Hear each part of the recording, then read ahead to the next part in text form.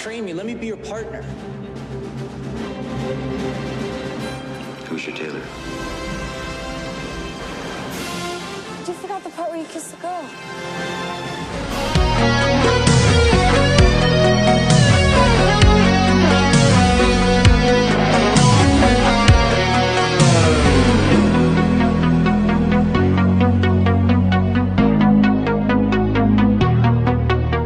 What's up, guys? Cody here with another video for you guys today, and today we're going to be continuing our look at the Batman Forever McFarlane DC Multiverse figures, and today we're taking a look at Robin here, and I have so far been really enjoying these figures. If you guys have not checked out my other two that I have done before this, I did Two-Face and the Riddler, so go check those out.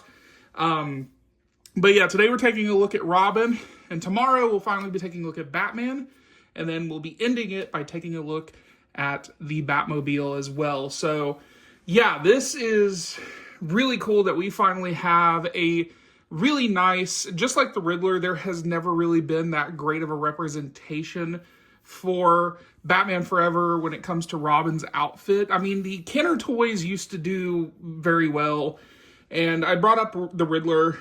Apparently there was a point where they did a 2-pack where he had his movie accurate suit. It's just his normal green suit, because when I was a kid, all they had was the one with him having that TV strapped to his chest. So, but Robin had multiple figures, and some of them were kind of weird. Like, I had a biker Robin. That Robin used to have a mask that you can make disappear with cold and hot water. And that was as close as I feel like we ever got outside of like the 2-packs that they eventually did, which were later after the movie.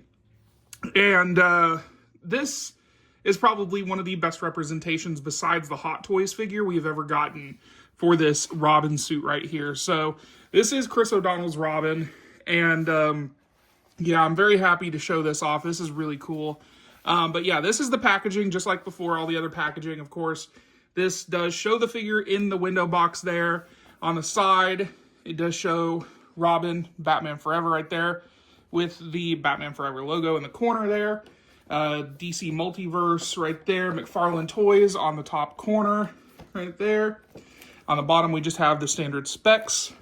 And then the other side right there. Top. And then the back, like the others, we do have the Nightmare Bat, which we will be showing off in detail tomorrow when I do the review of the Batman. But this is the diagram here that you see on the back of the box all the time right there, which is pretty cool. So let's go ahead and take him out of the packaging and get a close look at him and the accessories that he comes with. So here is the accessories that this figure comes with. As before, the other figures had this. This is the data profile card right here. Here's an image of Robin from the movie right there. And then on the back, we do have a little bit of a breakdown of the character, if you guys wish to pause and read that.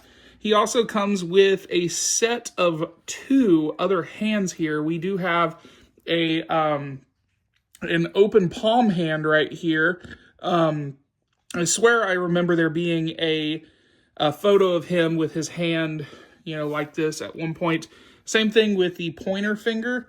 I don't necessarily know exactly what image it is. I'm sure I'll put it up on screen if I find it. But yeah, there's a pointer finger right here. He does have a closed hand, but it's supposed to be able to hold something. And then also, there's 2 closed hands apparently with the means for it to hold something. So it would have been cool if it included, I don't know if anybody remembers the Super Nintendo video game, or the Sega video game, but he had this like neon stick, like a staff that he used. It would have been cool if they included that, but I mean, that would have made more sense for something like this, because there's no accessories outside of, the hands and then the card. But of course, he does come with another piece of the build figure for the Nightmare Bat right here, which again, we'll take a closer look at when the time comes. But moving this stuff out of the way, we do have, again, a very beautifully done and very well represented figure for Chris O'Donnell's Robin right here. And I don't think it can get any better than this outside of Hot Toys. This is probably the best way we're going to have this represented, of course, right here. So I do like the paint apps. I do like how it does have a nice shine on the red right here. So just kind of give you guys a nice close look in detail here. You guys can see the boots are actually sculpted. I'm going to remove the base real quick so you get a better look. The boots are nicely sculpted there. I do like that detail right there. Very nice. But the green is perfect. I think the green is like the perfectly matched green that this is. Although I would have liked it to shine a little bit better because the suit did actually have a little bit of a metallic, paint job, kind of like the red, but it's just, more of a flat color in comparison. But yeah, the red is amazing. The head sculpt right here, I think does a really good job representing Chris O'Donnell. I don't think that's bad at all. So, but of course he does come with a cloth cape with an actual wireframe right here. So this cloth cape is actually like two different cloths sewn together. So it's very nice, very thick. I think it's a really good cape. It does go out really far right there. So you can do the full, thing right there, which is nice. But I feel like if we're going to, I could do the wireframe. We can have it where it looks like it's flowing off to the side there, which is pretty nice. So yeah, the cape is really nice. I really like that. It's unfortunate that once we show Batman off tomorrow, he does not have this specific type of cape, which sucks. But we'll get into that tomorrow. But yeah, I think that this is a great representation of Chris O'Donnell's Robin right here. So let's go and take a look at the articulation and, get a closer look at it and give my final thoughts. And before we do the articulation, I just want to go over again how really nicely detailed his head sculpt is. He does look close enough to Chris O'Donnell where I can believe that this is him. This is the actor. This is a great representation of the figure right here. So, but yeah, articulation wise, guys, there's something about these these extra pieces that are added to the Riddler. Did not have this issue, but I've seen other people's reviews. If you guys can see this cut right here on this little piece, for some reason, it's just got this really weird gap. So you've got to mess around with it to be able to give the articulation on the arm. I wanted to point that out because it's going to be obvious while I'm showing this off. But if you have him posed in a proper way, I guess you can't have him like putting his arms all the way back. Obviously, you don't want to pose him like that, but that gap is actually very unfortunate. But it's not there, I guess, if you can mess around with it as much as possible. It's just getting around it. But the articulation, of course, the head does move left to right, and it does fully rotate. There is some give to it, but there's that. He does look up and down that much, and he does turn side to side there. His arms do fully rotate. They do go in and out. Again, that cut right there is just very monotonous. I'm not a big fan of that. He does have upper bicep swivel. It does bend at the elbow at 2 points right there.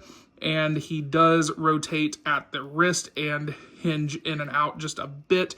Not as much as the Riddler. For some reason, these wrist pegs, they're just really weird. Some of them are hinged so tightly, but you got to force it. The Riddler's is a lot looser. I guess you just got to play around with it, but he does, have a ratchet, joint on that. It's a little bit tighter. But yeah, and then, where was I? I was in the arms. He does have a really nice ab crunch. Goes back that far and forward right there. His legs do go forward and back, but there is, of course, his butt is actually a little rubber piece. So this cut right here is going to prevent you from moving the leg back too much. Try not to do it because it will rip over time if you don't pay attention to it. But yeah, he does move forward that much. He does go and do the splits. Robin, on the other hand, because he was an acrobat, probably should do the splits. Again, you got those crotch pits going on right there, though, so I wouldn't really do that much with it. His knees do... hang on, let me make sure something. Yeah, his knees do go at 2 points at the knee right there. So he does, like other figures, have a decent amount of knee movement right there. He does not have any upper boot swivel, unfortunately. I don't know why. Doesn't really do that well with that. And his... this is weird. So the other figures did not have this, where the boot will actually rotate all the way around. That was something that I guess they did for the Batman and Robin figure. But it does hinge up and down right there, and does have toe articulation, like the other figures right there. So there you guys go. There is that. So before everyone asks, yes, I wanted to bring this up. This does have the sculpted nipples on either side right there. The detail is there, just in case anybody was wondering. I also wanted to bring up that the R is actually a really nicely raised, emblem right there. So that's pretty cool.